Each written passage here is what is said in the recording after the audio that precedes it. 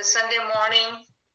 Alhamdulillah, we have gathered here to continue to listen to our scholar, Zahir Lalani, who had, last time when he was with us, he had talked about dua explanation from Quran, and he had covered 3 parts. Today he's here for his next session. Let us wait for a minute or two to have all the friends gather, and then we'll start. We'll give the podium to Zahir. I'm going to recite a part of Ginan, just to give time to friends to come over, okay? Bismillahirrahmanirrahim. Ali Allah madad farma. ऐसा मैं जानती तो चलने ना देती पिया, ऐसा मैं जानती तो चलने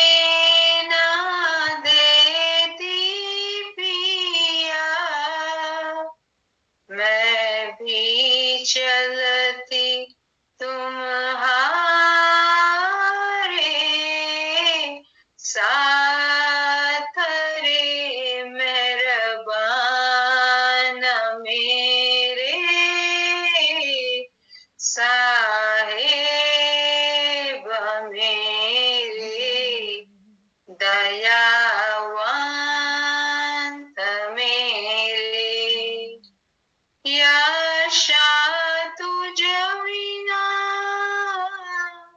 सो दिन जावे वो कैसा पिया जी. शुक्रान लिल्लाहि वल्हम्दुलिल्लाह, शुक्रान लिल्लाहि वल्हम्दुलिल्लाह. Once again, I welcome all friends online to join this session by our wonderful scholar, Zahir Lalani.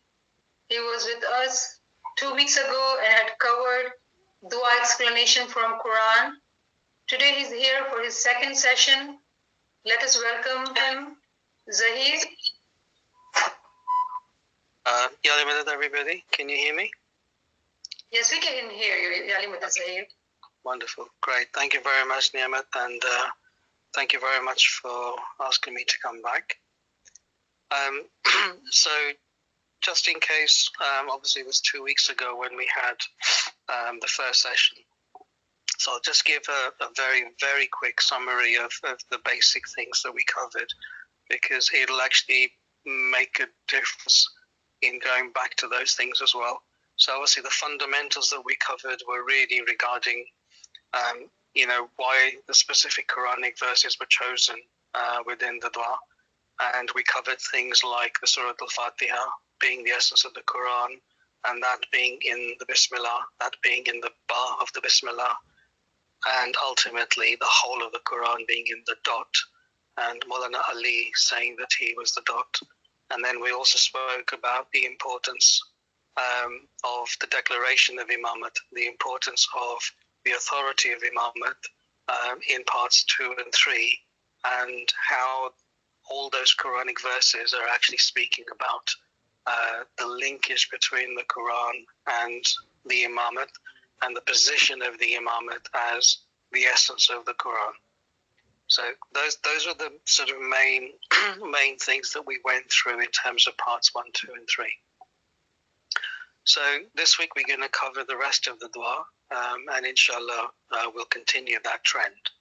So if we look at part 4, as we're all aware, refers to Inna ladina yubayyunaka, and that is Surah 48, Ayat 10.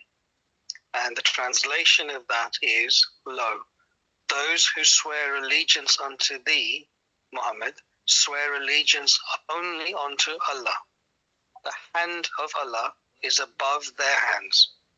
So whosoever breaketh his oath, breaks it only to his own soul's hurt, while whosoever keeps his covenant with Allah, on him will he bestow immense reward. So the most important part of this ayat is actually based around one specific word, and that word in the Arabic is bay. So that's what bay'a comes from, but the root word is bay, and the word bay refers to buying and selling. So this is the buying and selling of our lives. We are selling our lives to the Imam. We are sacrificing our lives for the sake of the Imam when we do bay'ah. But in order to understand this particular verse, we need to go back in history. And there was a specific part of history which is known as the Pact of Hudaybiyah. So this was a time when the Prophet had reached a compromise with the Meccan leaders. Remember that there had been a lot of struggle, that there was a reluctance to accept the Prophet or to accept what was going on with Islam. But eventually there was a compromise that was reached, and the Muslims were finally being recognized in Medina. And as the Prophet was approaching Mecca with about 1,400 followers, originally the plan was that he would be allowed into the city. But as they came closer, the Meccans refused to allow him to enter the city. So he stopped at this place called Hudaybiyah. And the Prophet then sent a companion to the city to negotiate his entry. But they waited and waited, and that companion did not return. And the fear was that he had been killed.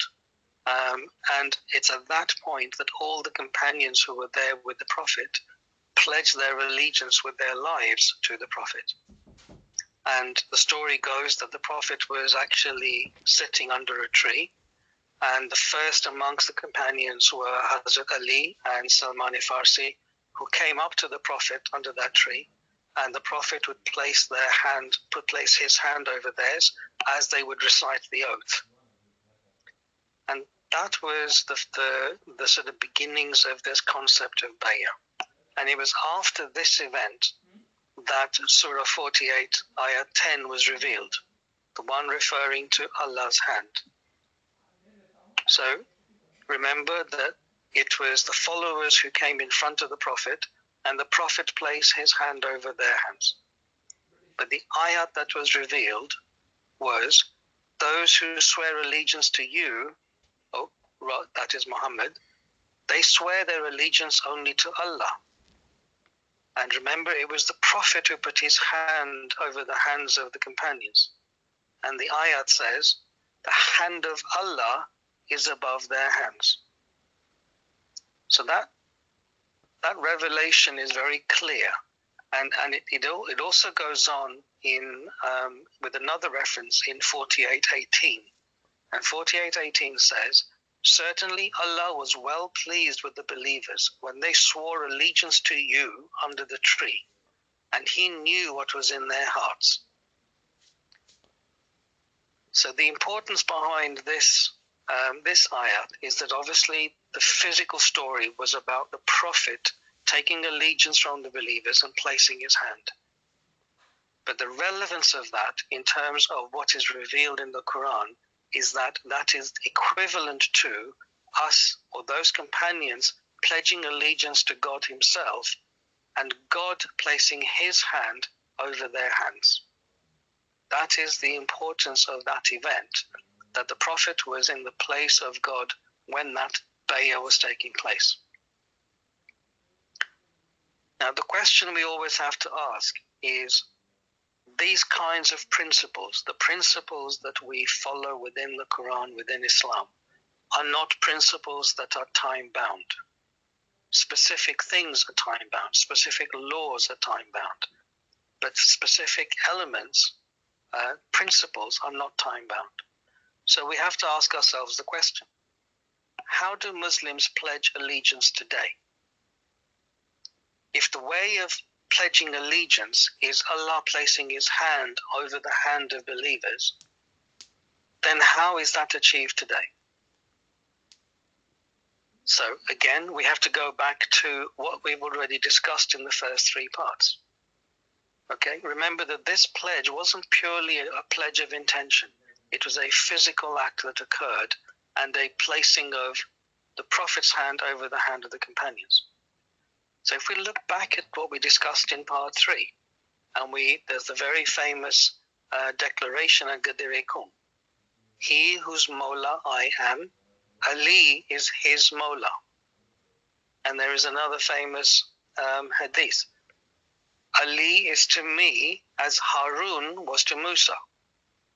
And there are lots of hadiths that point to the position of Mawla Ali as the representative of the Prophet.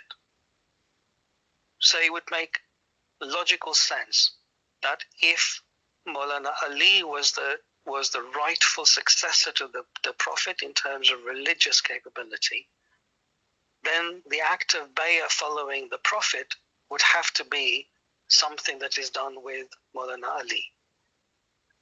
So that act of bay'ah still continues, even if symbolically across distances. But that act of bay'ah continues not just in Maulana Ali, but in that entire progeny of Ali. And when that bay'ah needs the hand of Allah to accept it, then imagine when we are going to a physical didar. Even in the physical didar, the way that we go in front of the Imam places his hand over us. And that is symbolic of this same act. It is the hand of Allah. So today, that hand that we refer to is the Imam of the time. And the pledge that we make every day in Jamaat Khana is that pledge of bay'ah to the Imam. But I think it's also important for us to look at some of the symbolisms that Imam himself has provided for us in Jamaat Khana. And one of the constant discussions I have with younger members of the Jamaat is all the politicking and all the negativity and all of the dislike within various factions within the Jamaat. But if we understand this symbolism, if we understand what this bay'ah and the hand of God is about, then we actually have to put aside all of those different personal views. Because in the Jamaat Khana, Imam cannot physically be in every country, in every city. But he has a symbolic representation in the form of Mukhi Kamriyas. And when we go and do our dua karawa with the Mukhi Kamriyas, it is the Mukhi Kamriyas' hand that is placed on our hands. And no matter what we think of that individual, no matter what we know of that individual, whether good, whether bad, whether indifferent, at that point in time, we have to accept, if we are sincere in our bay'ah, that hand is the hand of the Imam, which is the hand of God, that is accepting our pledge. So, let's then move on to part 5. And in part 5, the ayat referred to is Surah 8, ayat 27. And that ayat goes, O you who believe, betray not the trust of Allah and the Messenger, nor knowingly betray your trusts. So that's quite a strong message about do not betray the trust of Allah and the Messenger, nor your own trusts. Now, if we look at the position of the Prophet was as the messenger of God, the messenger of Allah. The messenger at the time was the trust of Allah. He was the one who represented Allah on earth and through whom we understood the message of Allah. And that relationship is accepted by all Muslims. But the Prophet was here to leave something with us. And what he left was the Quran. The message of God that he was sent to deliver was the Quran itself. And in that regard, the Quran is the trust of Allah. The message that was delivered by the Prophet is the trust of Allah. But then we have to ask ourselves whether we truly understand what the Quran is. And if we actually dig deep into the Quran and we dig deep into a lot of the philosophical writings of our peers, it actually becomes clear that the Quran is in two forms. There is the Quranic Samit, which is the silent Quran, and there is the Kitab-i-Natiq, which is the speaking Quran. So you have Kitab-i-Samit and Kitab-i-Natiq. The speaking Quran is, without going into a lot of the detail, is the Imam of the time. So we have two forms of the Quran. There is the physical Quran that we all are very familiar with, and there is the speaking Quran, which is the Imam of the time. And remember that we are told that the Prophet said he left behind two weighty things. Not one, two. He left behind the Quran and he left behind the progeny. And both are considered to be the Quran. So in that regard, when we say that the Quran is the trust of the Prophet and hence of God, it was both the physical Quran and the Imamate that were the trust of the Prophet, and hence the trust of God. So the position of Imamate is deemed to be a direct trust of Allah Himself. So not only is the message of the Quran the trust of God, but so is the interpreter of that message also the trust of God. And if we look at another ayat, which is 35:32, in 35:32 it says, "Then we gave the book as inheritance to those whom we chose from amongst our servants." Then we gave the book as inheritance to those whom we chose from amongst our servants. And again, the indication there is that that book doesn't belong openly to everyone. It belongs to the chosen few that God decides upon. And those are the chain of Imams, the prophets. It is that divinely guided line that are the inheritors of the book. So as long as there is the book, there are the inheritors of the book. And that inheritor today is the Imam of the time. So what does it mean when it says to knowingly betray your own trusts?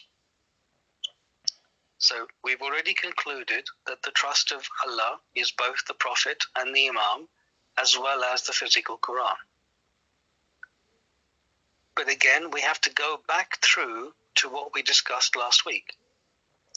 And there was one particular hadith that we picked up in which the Prophet said, "I am the city of knowledge, and Ali is its gate. Whoever wants knowledge should come through the gate. Whoever wants knowledge should come through the gate." And Maulana Ali has said, "I am the interpreter of the revelation of God." And he has also said, "I am the treasurer of the knowledge of God." And the understanding that we have with all those things and all those hadiths that we have been through is that to betray your own trust is related to who owns the interpretation of the message of the Quran. That the knowledge of the Quran can only come through God, through the Prophet, and through the Imam. That is the first part of that initial ayat, which is, do not betray the trust of Allah, the Messenger, and implicitly the Imam. The knowledge of the Quran can only come through God, the Prophet, and the Imam. And if anyone claims to have knowledge of the Quran from any other source or by yourself, that is a betrayal of that trust. Because the knowledge of the Quran at the time of the Prophet was only through the Prophet. And after the Prophet, as we have seen in these hadiths, after the Prophet, that knowledge is only through the Imam of the time. So if we claim to know the Quran, and we claim to understand the Quran in a way that is different to the Imam, different to the message that the Imam gives, that is a betrayal of our own trust. It is a betrayal of the trust of God. It is a betrayal of the trust of the Prophet. And it is a betrayal of our own trust. And that's a really significant point. And this is also referred to in a book of Pir Nasir Khusro known as Wajhi-Din.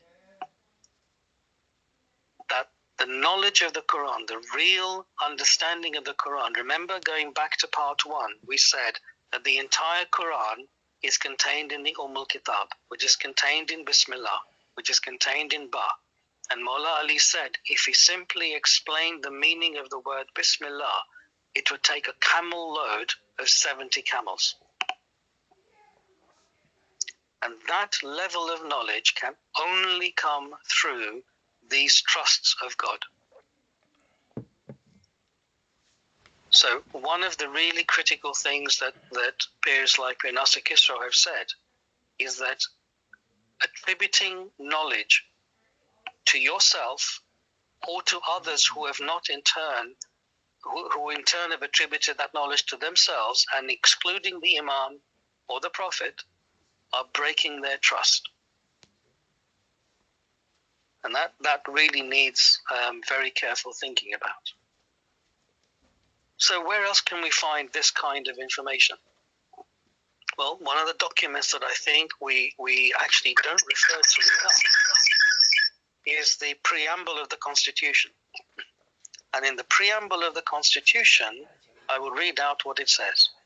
In accordance with Shia doctrine, tradition, and interpretation of history, the Holy Prophet ﷺ designated and appointed his cousin and son-in-law, Hazrat Maulana Ali, Amirul Mu'minin alayhi salam, to be the first Imam to continue the ta'wil and ta'alim of Allah's final message and to guide the Murids, and proclaimed that the Imamate should continue by heredity through Hazrat Maulana Ali and his daughter Hazrat Bibi Fatima Zahra Khatuni Jannat. The important phrase again, to be the first Imam to continue the ta'wil and the ta'lim of Allah's final message. So both the teaching of that message and the interpretation of that message are the prerogative of the Imam and the Imam only. It is there in the preamble of the Constitution, which we all have today.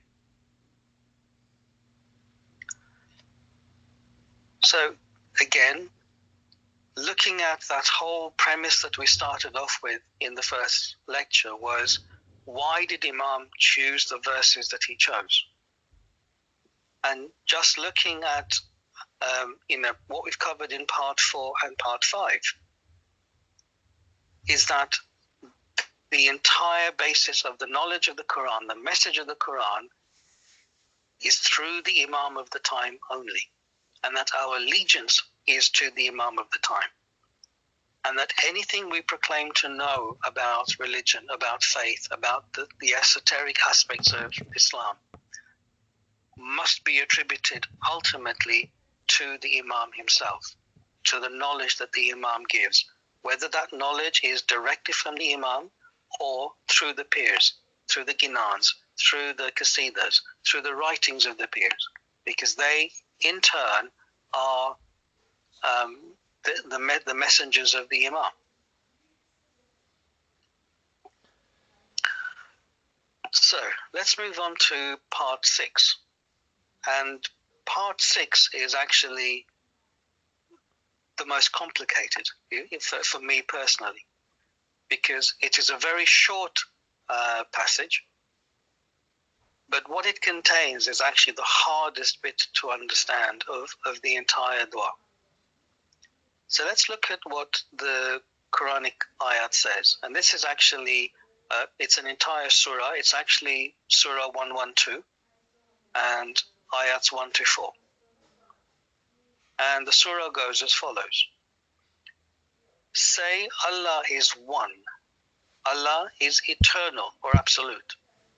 He did not beget, nor was he begotten, and there is none equal to him.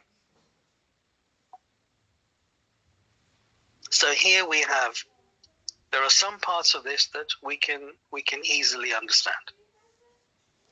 That Allah is eternal. He is over and above everything else that we know. He did not beget. The word beget, just to be clear, is that he was not born from somebody else.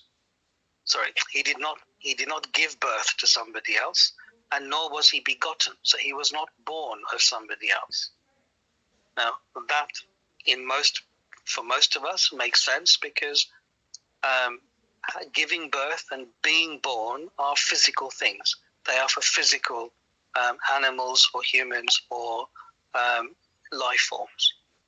They are not attributed to something that is spiritual. And there is none equal to him.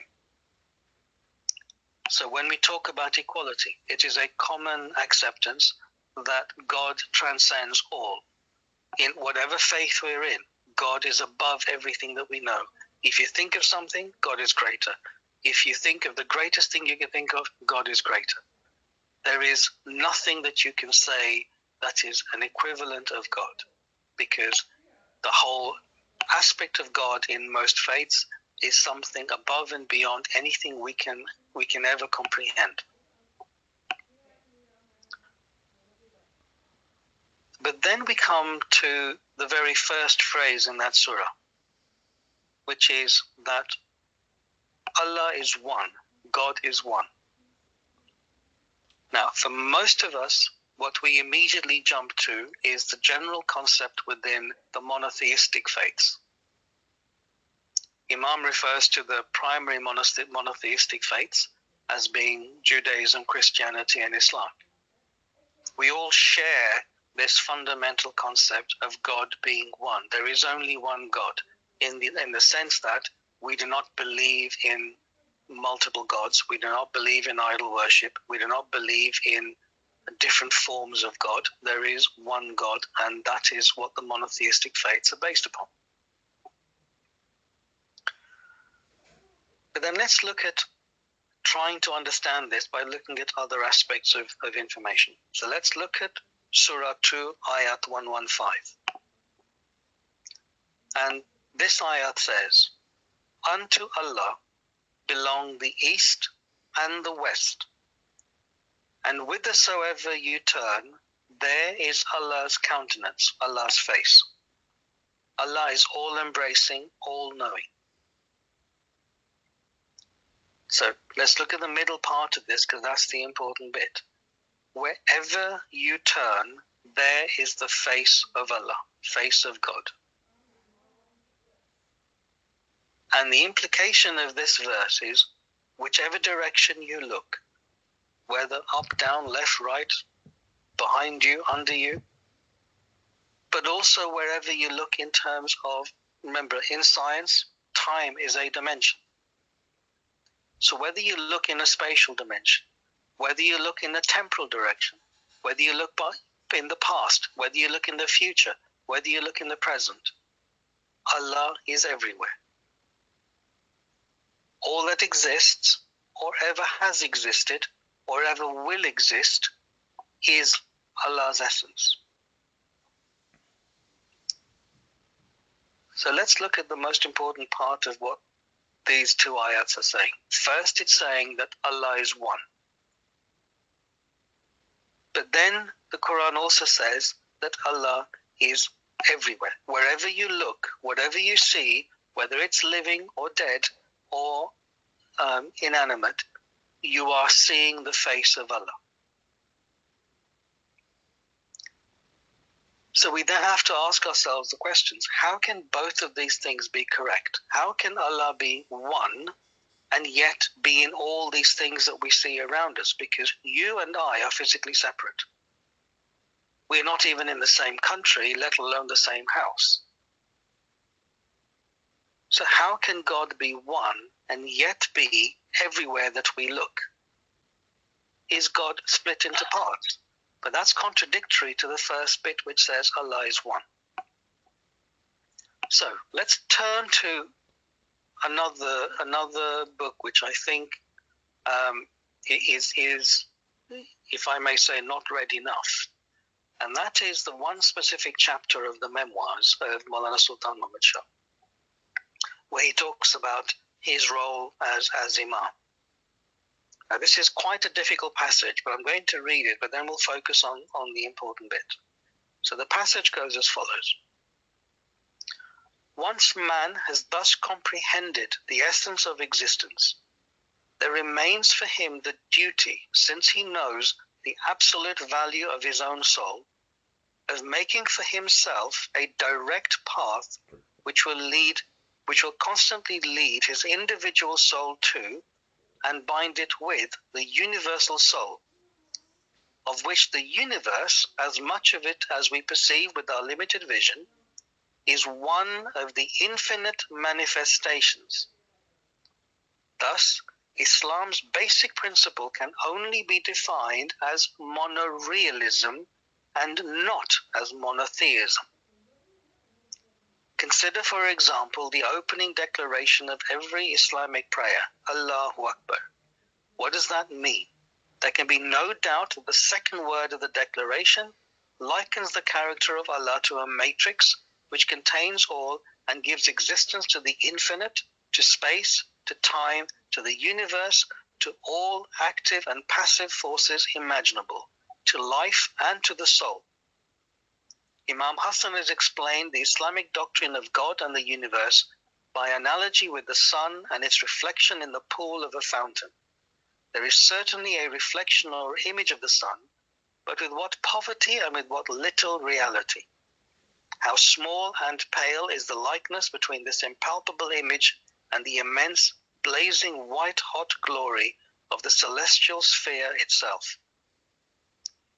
Allah is the sun, and the universe as we know it in all its magnitude and time with its power are nothing more than the reflection of the Absolute in the mirror of the fountain.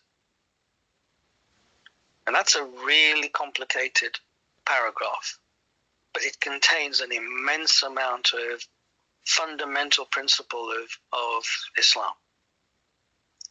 But the bit that I want us to focus on for now is in the beginning of this paragraph, where the Imam refers to where we will lead our individual soul to and bind it with the universal soul, and the universal soul you can think of as Allah, of which the universe, the physical universe, as much of it as we perceive with our limited vision, is one of the infinite manifestations.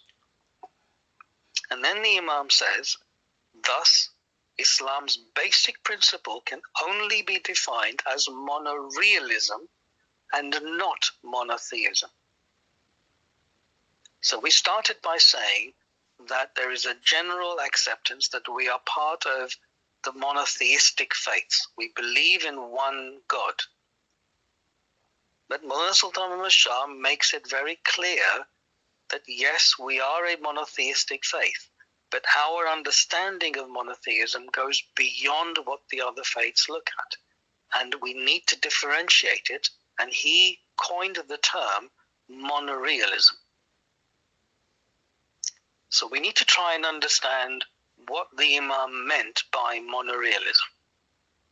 And the first thing that we can see, even before this, is the fact that the Imam used one specific word in the previous sentence. He said that the universe is one of the infinite manifestations. Now, this is something that is, again, needs an awful lot of consideration. He did not use the word one of the infinite creations. Our normal concept of God and everything that God has is that God is the creator and we are the creation. Imam deliberately did not use the word creation. He used the word manifestation. And there is a fundamental difference between creation and manifestation. Creation has the concept of separation. God is outside somewhere, God is up there, and he creates the creation. The creation has no link with the creator. But the term manifestation that the Imam is trying to explain talks about a connection, talks about an intrinsic connectivity that completely excludes separation. And that is why he then talks about monorealism.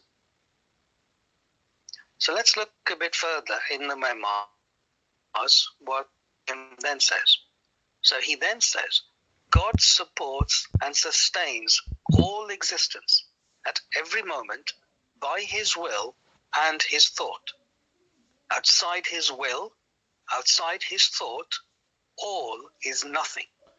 Even the things which seem to us absolutely self-evident, such as space and time. Allah alone wishes. The universe exists, and all manifestations are as a witness of the divine will. Note again, he used the term all manifestations, not creations. So how is this linking to that whole part 6 surah, where we're talking about Allah is one? The fundamental concept that the Imam has explained in the above 2 paragraphs is the concept of monoreality, that God is in each and everything. Everything is a manifestation of God. Wherever you look, wherever you see, whether you go in the past, in the future, everything around you is a manifestation of God. It contains the essence of God. We may not see it. We may be blind to it. But the principle that the Imam says is that is what is meant by monoreality.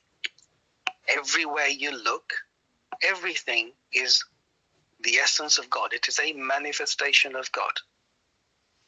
You and I are physically separate.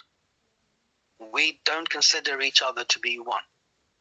But what the Imam is clearly saying is that at the level of the essence of our soul, we are both the essence of God. We are both manifestations of God.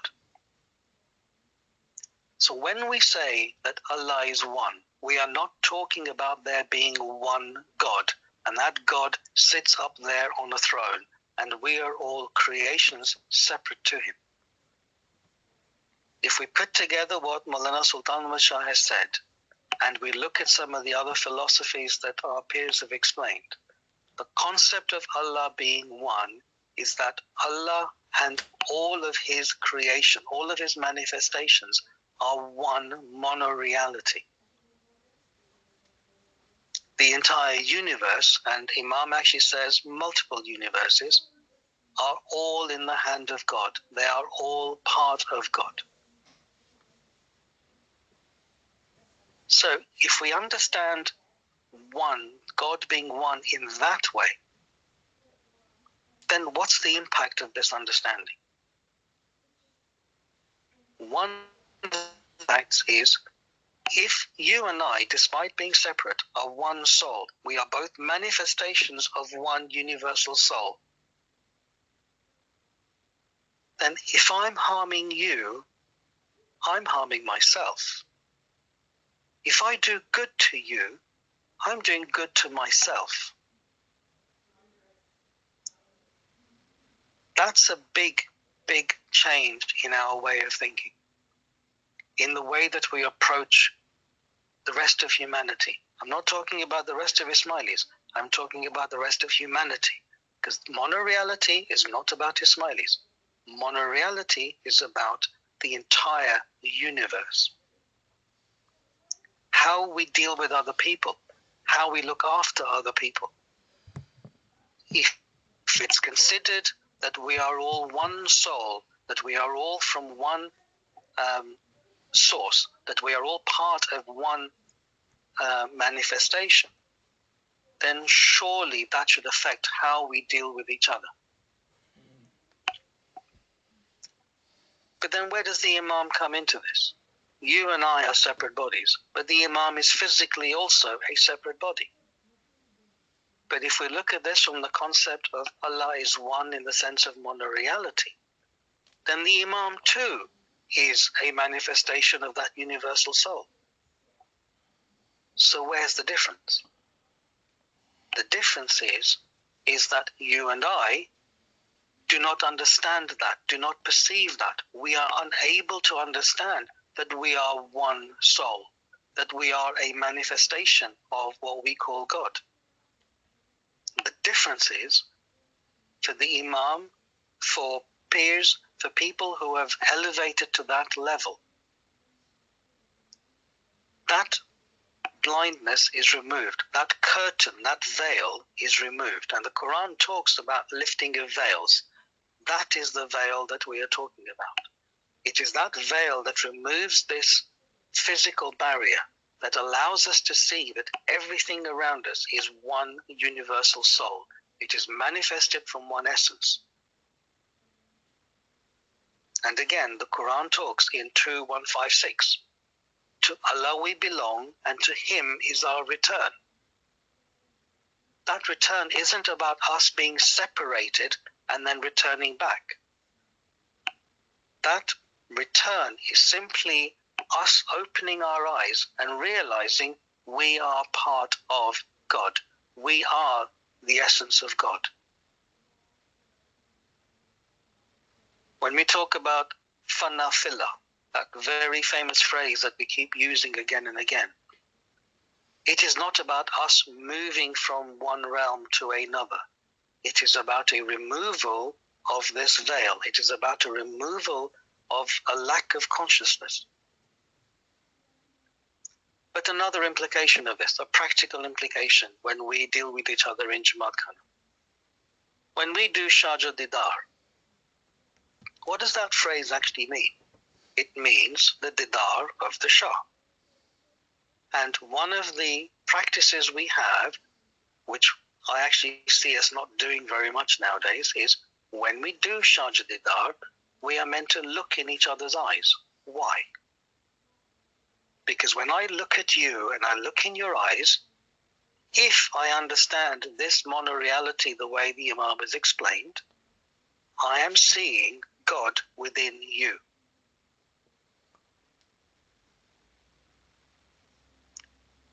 Again, this changes our whole way of dealing with each other.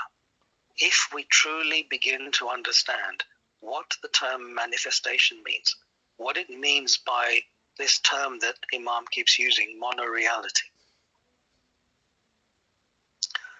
But let's take this one step further, and I'm going to leave the conclusions to you, but let's go through the logic of what we're trying to understand.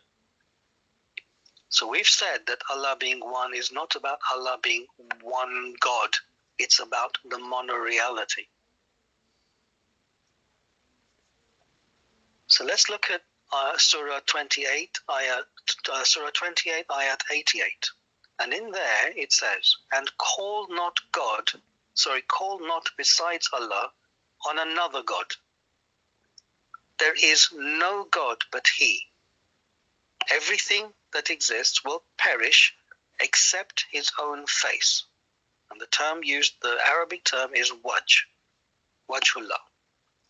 To Him belongs the command, and to Him will we all be brought back. So listen carefully again to that one phrase. Everything will perish except His own face. So again, trying to understand what one means and what monoreality means. We now have to look we now have to analyze the semantics of what is in here. If we ask the question, when we say everything, what does everything mean? Myself included, lots of people previously would have said, well, everything is what we see around us, but God is not a thing.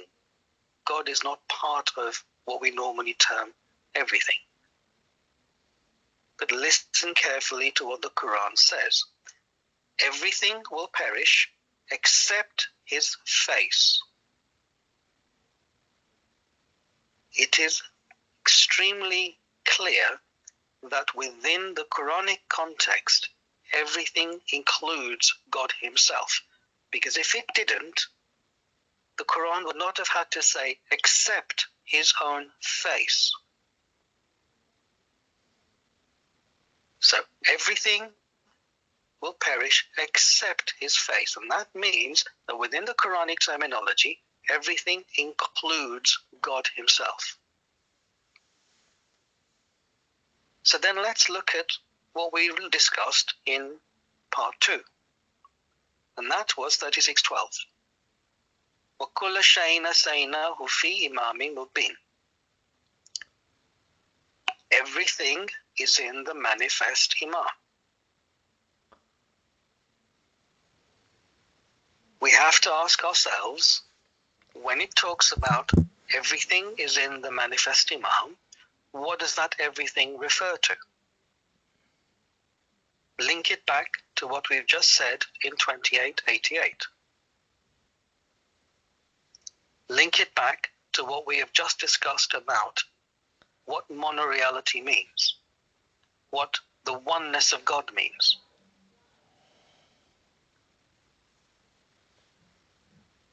And I'll leave it to you to put those things together and come to your own conclusions. But I will leave you with one final saying of Maulana Ali. And again, referring back to 28:88, where it said, everything will perish except his own face. Maulana Ali has said, I am the face of God in the heavens and the earth. Thank you very much, everybody. And Yani Madad.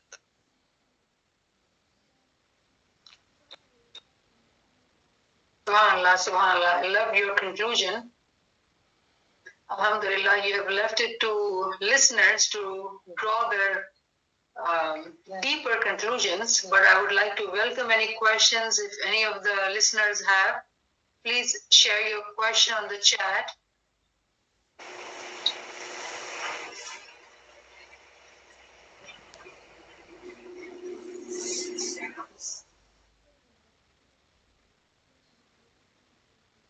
Those of you who need the recordings, if you are in the group or if you are coming to the group with a friend, by a friend, keep look out on the group. We will share the recordings, and all the references he has mentioned is being shared by our friends on the group.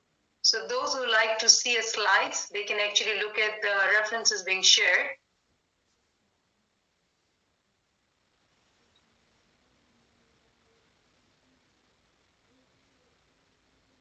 All right, everybody's very interested to know, to see the content you have shared, so we will share the recordings.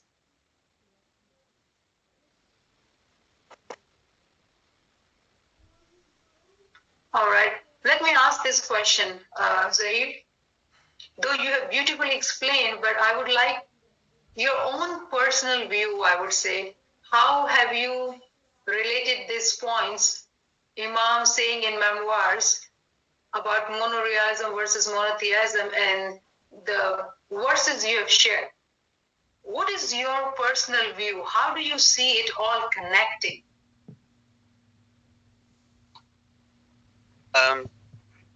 Thanks for the question, Niamat. But so that, I mean, this is something that, for me, and the reason why I spent the longest on that last part is, for me, this is actually the most fundamental understanding that we have to focus on within Islam. And it's a personal view. Everything that I've studied over the last 20 or 30 years, everything I've tried to understand all of it only makes sense when I try and understand this. It's as fundamental as that. Every other concept we talk about, every other thing we talk about, whether it's heaven and hell, whether it's life and death, whether it's, good and evil, whatever concepts we talk about, whatever things we talk about in our journeys towards a higher spiritual realm, there are lots of contradictions. There are lots of difficulties in understanding things unless I have understood this concept of monoreality and what the Imam is really saying about what it means. It is very hard to actually fully answer all those other questions. And so whenever I have a problem trying to understand things or say, why is it like this or not like this? It is this concept that I keep coming back to as a basis in order to try and unravel everything else that I try and work out.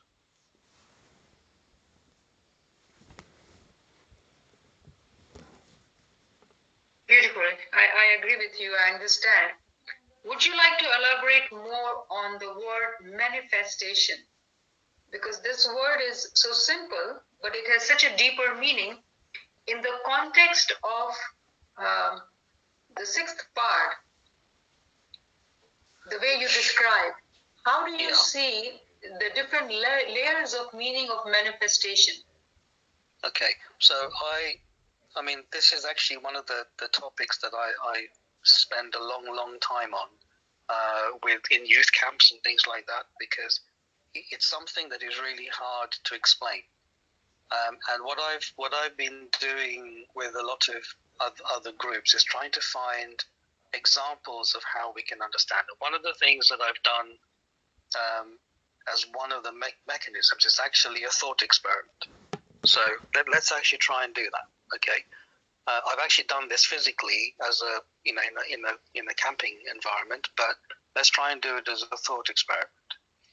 So imagine that there's 4 people, and the 4 people are invited to enter 4 sides of a room, or they put their heads under 4 sides of a box. Okay, let's assume there's a box in the middle of the room, and this box is covered with a dark black cloth. And in turn, 4 people are asked to come and stand in front of each side of the box. And they're asked to put their heads under the black cloth, and then to take notice of what they see, and then to come back out, and then everybody to share their thoughts. So one person says they saw a red light. One person says they saw a blue light. The other person says they saw a green light. And the last person says they saw a yellow light. So all 4 people have seen something totally different. They saw 4 different colors. So then we lift the black cloth off, and we see that actually there is a box which is hollow. And when we lift the box up, we see that inside the box there is a single white light. And that what is on each side of the box is actually filtered color paper. In the middle of the box, there was only a single white light, but yet 4 people saw 4 totally different things because they had a filtered view of what was the reality. They had a very limited view because of the filter paper. Okay, so in scientific terms, that filter paper removed lots of other wavelengths and limited you to see only certain wavelengths. You saw only a very small part of the reality. That didn't change the fact that the reality was a white light. And when we talk about going beyond that manifestation, going beyond that barrier of manifestation, in this case, the manifestation was the 4 different lights, the 4 colors. And if you remove the barrier, if you remove the filter paper, that's removing the barrier. When you overcome that barrier, you will see that actually it wasn't a blue light, it was a white light. So I can remove my barrier once I get to that point, but the other 3 people will still see their own colors. I'll be the only one who'll realize you know what, these are not different colors, it's a single white light. So that's one of the sort of thought experiments you can do to have an understanding of what we mean by manifestation. The other important one that I use a lot today, which, you know, if you're interested, there's lots of information on the net.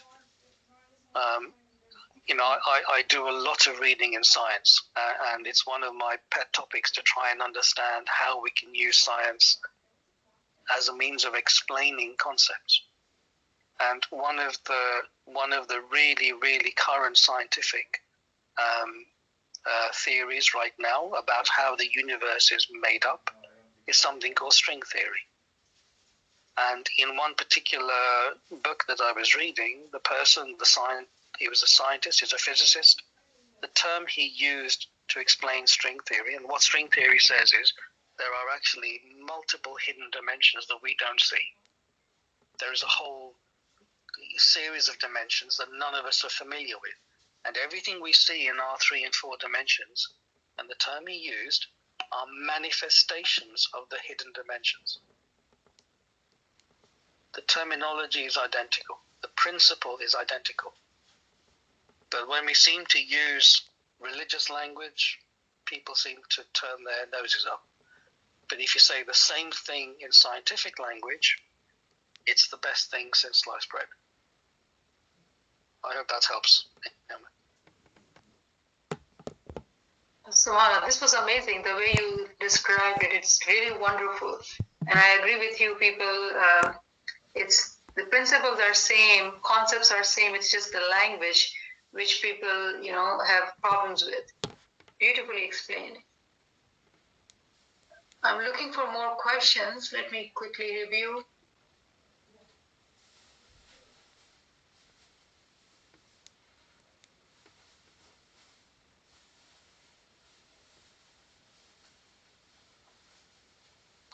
So Zahir, I have received a comment. It looks like monoreality is that's how we see and believe in Ali Allah as the most perfect manifestation of Allah in context of what you just explained with a beautiful example of this filtered view. Would you elaborate on this comment? Again, I know this is something that takes a lot of discussion and a lot of time, but I think one of the comments one of the big debates that we have as a community is this whole concept of the role of the Imam and the position of the Imam.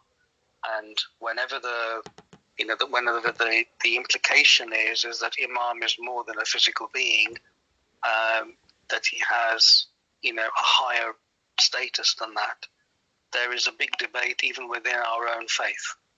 And in the Imam's own words, I think, I can't remember the reference, but when the Imam was asked whether people believe in him to be God, one of his responses was, but when the Hindus believe a cow to be God, then why is it a problem for people to believe a man to be God? So I think, you know, there are different levels of understanding, and I think this concept is not something that we can just say what we believe without having a lot of background on why it makes logical sense, and even from the Quran, why we believe that even what the Quran says brings us to this conclusion. And that was partly what I was trying to do with the last two verses.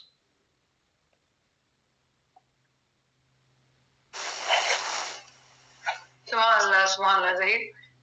We will invite you back again for your research and your studies. And I'm very interested in topic of manifestation.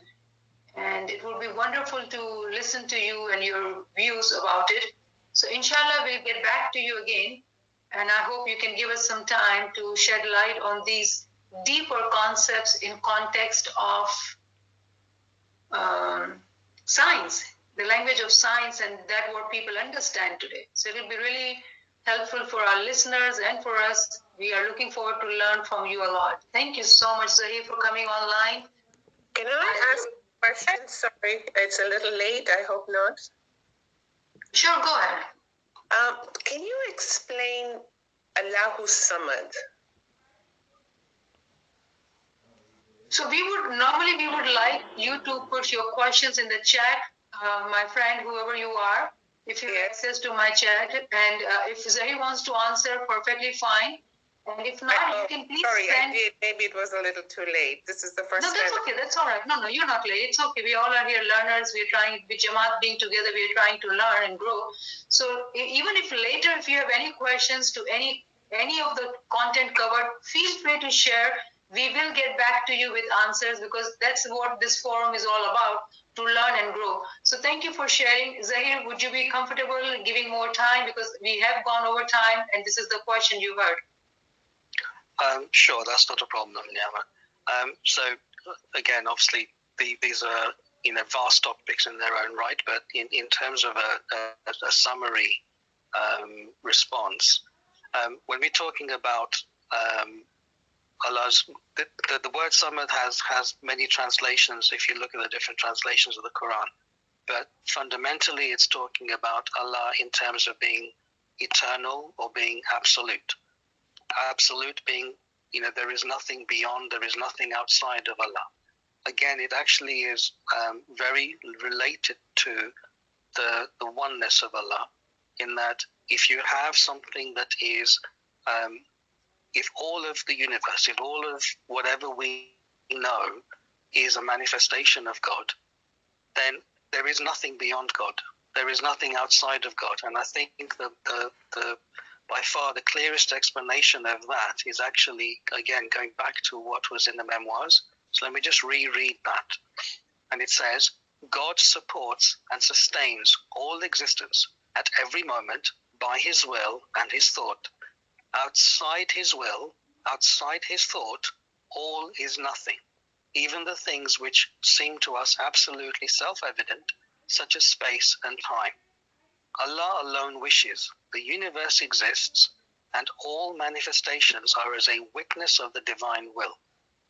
So, my personal understanding of that term is actually in that context, that there is nothing above or beyond or outside of God himself. And that again comes back to this whole concept of monoreality, taking us away from the concept of creation. Because if you have the concept of creation, then what God creates is outside of God. There is a separation, and that in itself is a contradiction of the power of God. What makes this whole topic so interesting for me is that concept of monoreality and of manifestation means that everything is actually a part of God. There is nothing outside of God, just as the Imam said in those words. I hope that makes a little bit of sense. Thank you. Can I ask a quick question about, since we do not believe in creation, we believe in the manifestation of God. So Imams are the mother of Allah? Yeah, so let me just clarify one thing. I don't want to give the impression that we shouldn't use the word creation, because I think there's a time and a place to use words in a specific way. So I think it's the only way I can explain it is, when we're teaching, again, let's take science as an example. If we're teaching quantum physics to a 5-year-old, actually teaching what it means would be impossible for them to understand. So, we would use the whole concept of, billiard balls on a table and how those billiard balls can move and hit each other and whatever. But when we get up to a certain level, when we're discussing with people who are of a more mature level, then we can start speaking about the reality as it really exists. So I don't by any means say that we shouldn't use the term creation. I think this was really about understanding where creation is useful as an initial means of explanation, but that the real meaning that Imam himself is used in the memoirs is the whole concept of manifestation. Now, coming back to your question about the Mazhar of Allah, Mazhar means manifestation. The word Mazhar is exactly that. It is the manifestation of God. And I think one of the really interesting things is that when we speak about the Imam as the Mazhar of God, we're actually forgetting that the entire universe is a Mazhar of God. One of the concepts in books like Wajidin that's explained is that when we talk about eternity, one of the other fascinating topics is if you talk about creation, the problem with creation is that it needs a point in time for it to occur. If I create something, I am creating at a point in time. The problem with that is it's a logical dichotomy. Time itself is a part of physical creation. Time does not exist without a physical set of bodies moving in a certain way. So the question then comes as if God created and God is eternal, that's a dichotomy. How can God create in time when God is eternal and is above time? Okay, so that's why creation is a very, if I may use the term, sort of babyish language. Excuse me, I don't mean to sound rude, but it's a language we use for initial explanation. But as we progress, then we need to move into the realms of manifestation, because manifestation means that actually the entire universe and everything that is manifested is also eternal. And that's a big change in our understanding. If God creates, then the creation has a starting point, but that's a problem in terms of time having to exist. But if we look at manifestation, wherever there is a God, there is a manifestation of God. They are coexistent. God manifests all the time. It is an eternal concept. So for, let alone the Imam, everything is a Mazhar, but the Imam being a Mazhar is specific in the sense that one of the things that we have as a goal, all of us have as a goal, is to overcome this veil that prevents us from seeing that we are a manifestation. The Imam doesn't have that veil. The Imam is able to see that entire manifestation as being a part of God. We at the moment cannot, but it's the possibility that we can. I hope that helps. SubhanAllah, beautiful explanation, Zahir. I truly appreciate you going over time and helping us out in giving all the answers. And I agree with you that if we were to have mature listeners and readers, like I recall a chapter written by Pir Nasir Khusro in the book Knowledge and Liberation about time. So I agree that depending on the group of people we have, how much they read and how deeper understanding they have, the depth of lectures can be different. So I would welcome all the listeners to come online, share their comments and questions in our group, Sunday group, and we would be able to arrange more sessions with different scholars. And I would like to thank those friends who were sharing references as you were talking, Zahir, and all those friends who have shown their interest and given their time. I truly am grateful to you and thank you. And Zahir, we will get back to you. I also learned that you had delivered a lecture a few years back on monoreality. So we would love to hear your learning on monoreality, on manifestation. So we look forward to you to coming online again, giving your time. Thank you so much. Yali Madad. Walani Madad. Thank you, Niyama. Thank you, everybody. Yali Madad, and thank you. Yali Madad, and thank you. Thank you so much. Those of you who want to be on this group, please contact. We'll keep this chat on. Do send your contacts to our organizer, Salim Momin. He will